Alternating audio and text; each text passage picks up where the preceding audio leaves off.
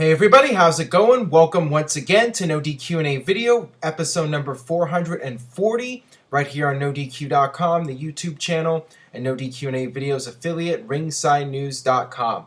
Wrestlemania season is in full swing now. A lot going on in the world of WWE leading up to Wrestlemania, as well as some stuff going on in TNA right now. We're coming off the Lockdown pay-per-view. Got your questions here from spring.me/Aaron Rift. That is a place to submit questions for NoDQ&A video. With that being said, let's get right down to it. First one today comes from Stone Cold Punk. Hi Aaron, what do you think of the Daniel Bryan segment on Raw? And do you think Daniel Bryan will win both matches at WrestleMania? Thanks.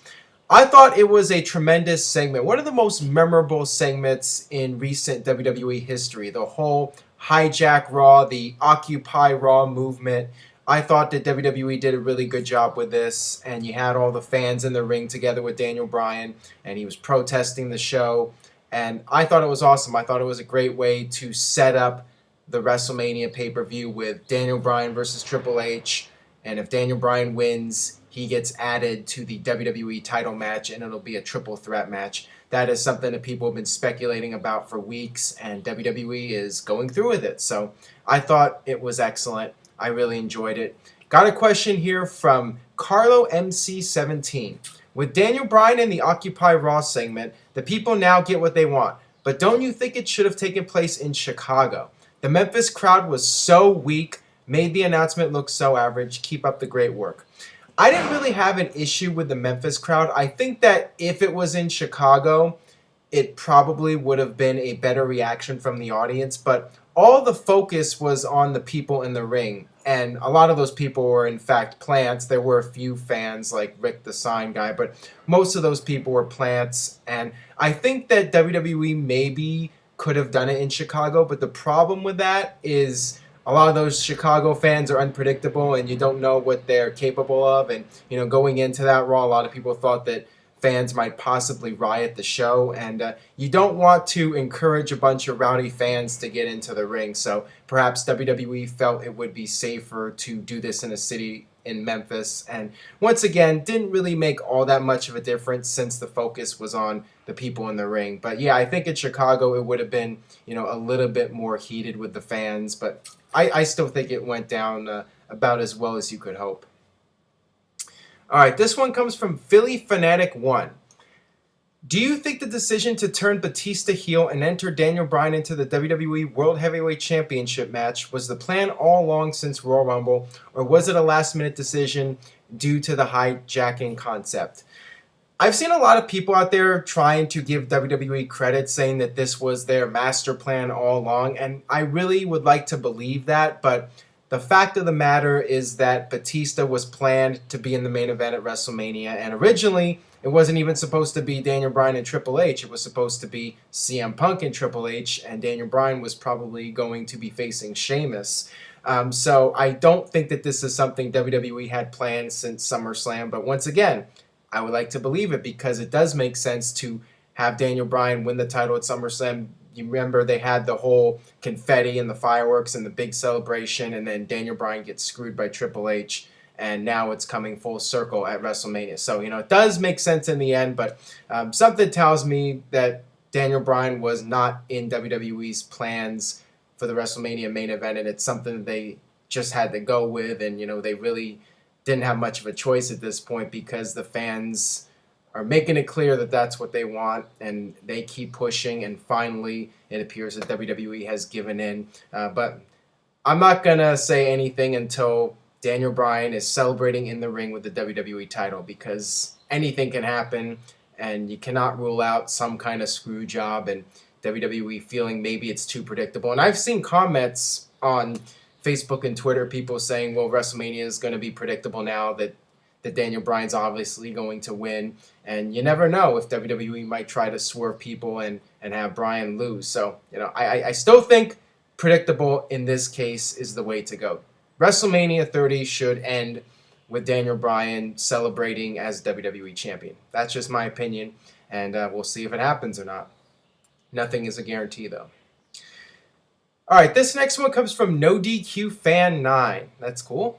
Hey Aaron, what do you think about the 30-man battle royal at WrestleMania? I feel like it's a good idea since it will get more of the wrestlers involved in the pay-per-view. Absolutely. I'm not surprised at all that they're doing a battle royal for WrestleMania. They've done it before in the past to get a lot of the guys, a lot of the mid to lower card guys on the WrestleMania card. I'm not surprised and I'm all for a battle royal. I do think that 30 men is a bit overkill. I think that that's too much. I would have preferred maybe a 20-man battle royal, but I do like the concept of it being an Andre the Giant Memorial Battle Royal, and I hope they make a tradition out of it. I'm glad that they're just not doing a random battle royal, and it's actually serving a purpose and has some meaning behind it. So, I like the whole Andre thing that they're doing with it. I just think it would be better if it was a 20-man, but it'll still be quite the spectacle to watch. I'm hoping that they bring back some maybe past WrestleMania names. The King Kong Bundys or, some old WrestleMania legends for the Battle Royal. I think that would be cool as well. Maybe that's why it's 30 men because they're going to bring in some other people. I mean, that's certainly a possibility. So, I think that, have a few legends in there and it should be a fun match to watch. All right, this next one comes from Baller W Shades. Hey Aaron, wouldn't the WWE acknowledging the fact that Undertaker is 0-3 against Lesnar make Lesnar even more credible going into Mania? So why haven't they done it? Please answer in video. Well, in previous years, WWE has downplayed past Undertaker matches. Like, for example, with Shawn Michaels, they didn't really bring up the Hell in the Cell match from '97, and they didn't mention the Triple H WrestleMania match at WrestleMania 17 when they did the match at WrestleMania 27. I think that in this case with Undertaker and Lesnar, first of all, it's not really necessary. You don't have to bring up the past. And also, it's once again the mind games with WWE and the fan base. If WWE plays up on that Undertaker lost 3 times to Brock Lesnar, you're going to have all these internet fans getting all riled up and saying, well, that must mean that Undertaker's winning for sure because they keep making a point that Lesnar beat him all those times. WWE maybe feels that they don't need to bring that up and get people thinking there's going to be, whatever they push on television, the opposite's going to happen at WrestleMania, pushing the fact that Lesnar beat him 3 times means it's not going to happen at WrestleMania. So, that could be a reason why they're not doing that. And, based off the promo on Raw, I mean, was it necessary? I mean, they did acknowledge that this isn't the first time they faced off. Actually, Lawler said that this was their first time facing off, and Michael Cole had to add at WrestleMania. But yeah, I mean, the promo with Paul Heyman and Undertaker was great. So, you don't really need to bring up the past. It's not necessary, and it wasn't necessary with Shawn Michaels and Triple H. All right, this one comes from Wrestling Do 95. What's up, Aaron? Here we go. We're moving away from the WWE topics for now.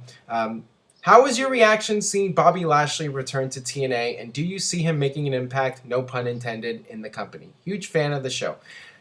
I was not expecting Bobby Lashley at the Lockdown pay-per-view. Nobody was. It wasn't leaked at all. It was actually a big surprise for once from TNA.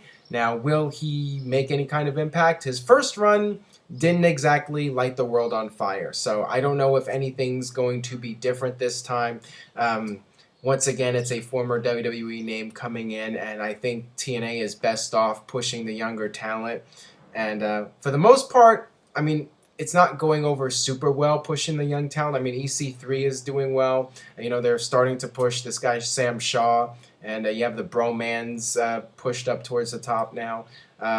So, Bobby Lashley, you could say it's a step backwards to bring back another former WWE guy, but maybe he'll be motivated this time. Maybe he'll be willing to, commit to TNA. The problem during his first run was he wanted to balance TNA and the MMA stuff, and I think you need to go one way or another. You need to focus on one thing. So if Bobby Lashley's coming back and he's 100% focused to doing TNA, at least mostly working on TNA, more than he was in the past, I think it does have a chance to be successful.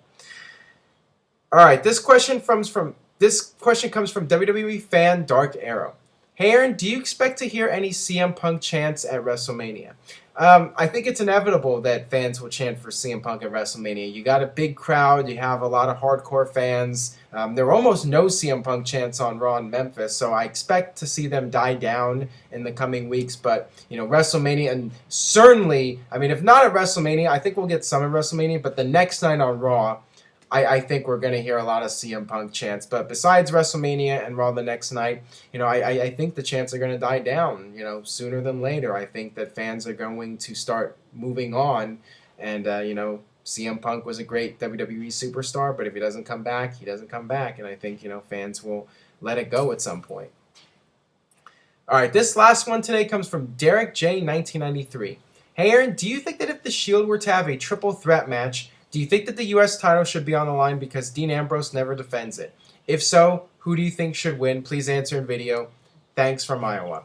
Well, absolutely. The U.S. title should be on the line, and, I don't think that he's been defending it because WWE has been focusing on six-man tag team matches with the Shield, and Dean Ambrose hasn't really been in a lot of singles matches, so he hasn't really had much of an opportunity to defend the U.S. title. But I do think it should be defended more often.